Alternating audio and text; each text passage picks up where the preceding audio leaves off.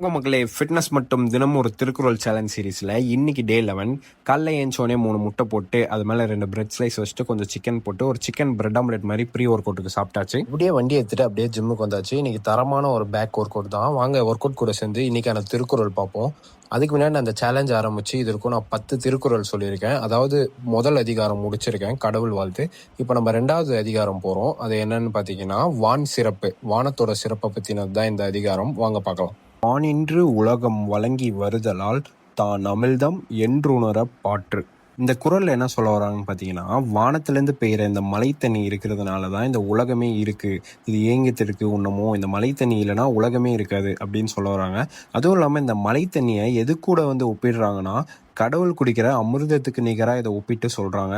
இதுலேருந்து உங்களுக்கு என்ன புரியுது? நம்மளும் மழை தண்ணியை சேமித்து அதை குடிச்சு வரணும். மழை தண்ணியை சேமிப்போம் மக்களே. உங்களுக்கு என்ன புரிஞ்சதுன்னு கமெண்ட்டில் சொல்லுங்கள்.